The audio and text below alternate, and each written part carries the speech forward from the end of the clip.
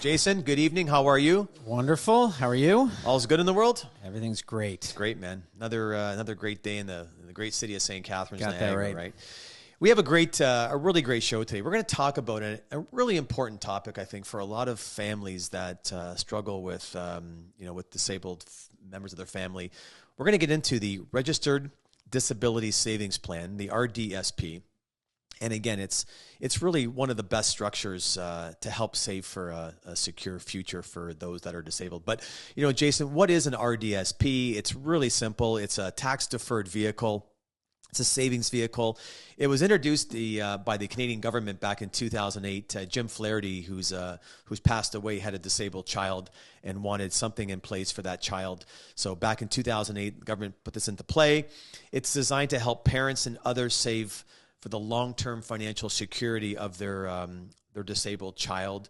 And again, it helps those that are currently on ODSP, disabled Canadians that are on ODSP, build a long-term financial security plan. So something that's desperately needed. And again, I think a lot of people that have children that are disabled or adult kids, this is the go-to vehicle. It's a wonderful vehicle, and it's not very well known, that's for sure. Some of the things to consider: how can you qualify for an RDSP? Of course, you must be a resident of Canada. You must be eligible, so the beneficiary has to be eligible for the disability tax credit.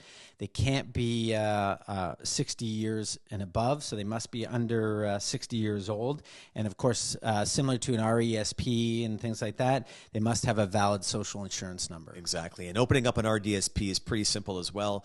You're only allowed to have one RDSP per beneficiary. So if you have a disabled child, you can have one. The other parent can have one, the grandparent. It's basically one per child.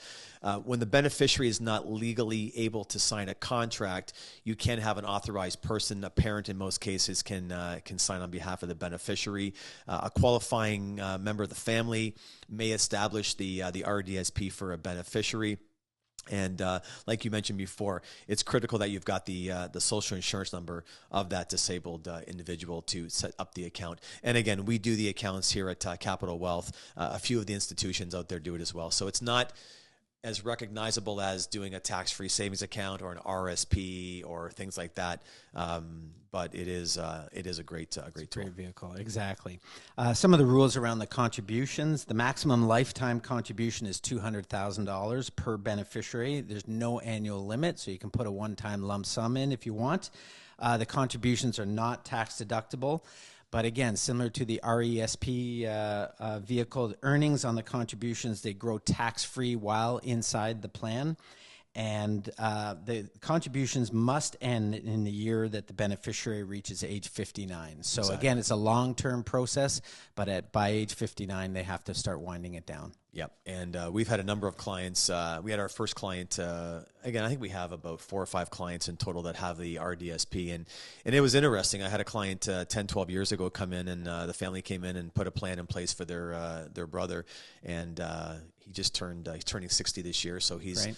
Our first guinea pig at turning it into a disability income. Yeah, that's really great. Some of the ways to put money into an RDSP, of course, we've got federal grants. We'll talk about those in a sec. You've got grants and you've got bonds.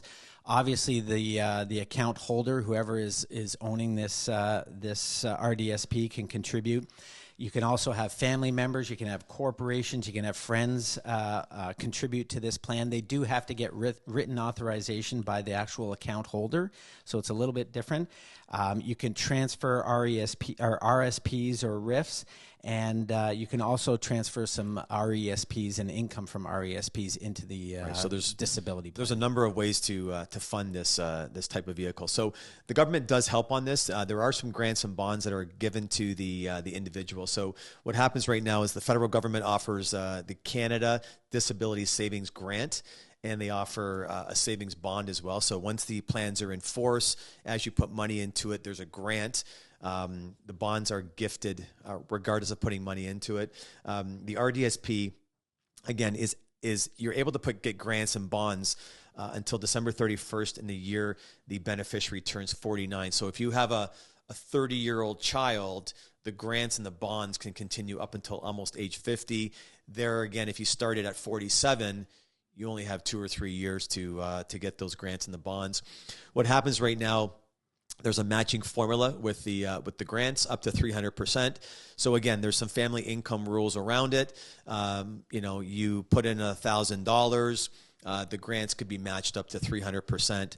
So you could put in basically a $500 contribution and have grants in the in the 3,000. Sorry, on a 1,500 contribution, you could have grants in the $3,500 range. So there's a great grant and bond program. Grants right now are subject to a lifetime limit of $70,000 per beneficiary. Grants are also payable until the end of the year in which the beneficiary turns 49. There's actually, if you have some unused grants, there's some carry forward periods, and the bonds can be carried forward as well. So, for anybody out there right now, what typically happens is you come in, we input some of the age of your beneficiary, of the person who's disabled. There's some calculations that go into it. It's a little bit complicated, but there are some great tools for us to use. And what's amazing is, we've seen clients that, in the first year had put in $3,500 and got $10,000 to $11,000 in free money, grants and bonds. So it's a fantastic gift that the government puts out there with those grants and bonds. For sure, it's remarkable to see how quickly it can increase. You mentioned so you talked about the grants. The bonds are basically, if you're in a lower income family, you can have access to the bonds. So they'll give you up to $1,000 per year. The maximum is $20,000 per beneficiary. Even if you mentioned it too, even if you don't put any money in, if you're in a lower income, if you're in a lower income family, you can get that $1,000 grant regardless of putting any money in. So it's amazing, right? You could actually walk into your local institution, whoever it may be, your advisory firm or the bank, and with no money going into it, you can set the account up, show a low income status. Yep. And the government right away puts in some bond deposits. $1,000 every year for 20 years. It's a great program. Absolutely. So a couple other things about the bonds. They're also payable until the end of the year in which the beneficiary turns 49, just like the grants. If you have an unused bond, you're allowed to carry forward unused grants and bonds for future years.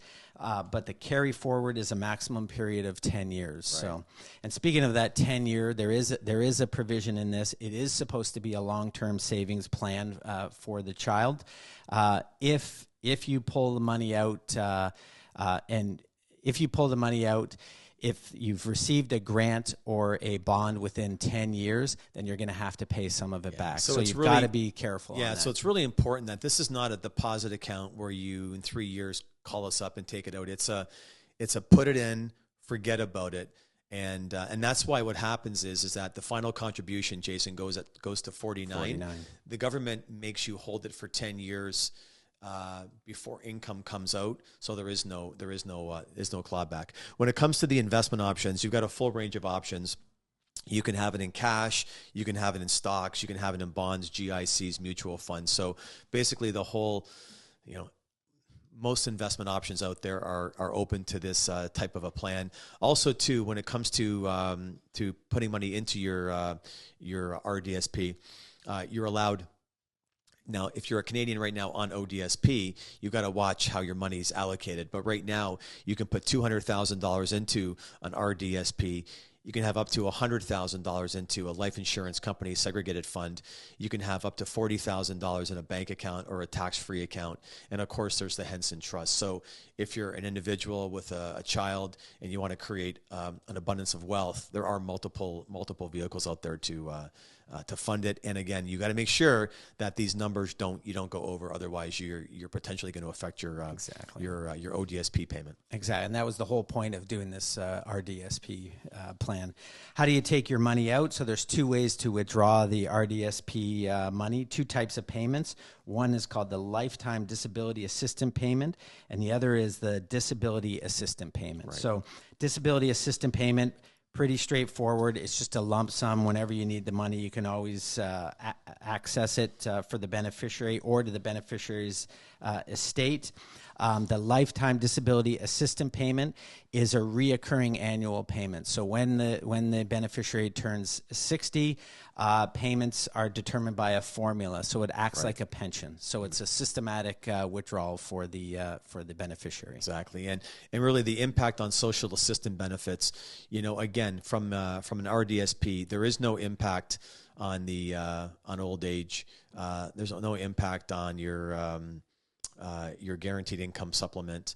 There's no effect on your Canada pension. So again, a lot of the social benefits that are out there right now, having this plan doesn't impact other income tested investments. Also, too, when it comes to withdrawals, your contributions that you put in obviously are non-taxable. So if you put in $200,000, the original contribution is not taxable. There again, the investment income, the grants, and the bonds, so whatever you've grown that portfolio by, plus the free money, is taxable to the recipient, but it doesn't impact their ODSP, which is really, really critical.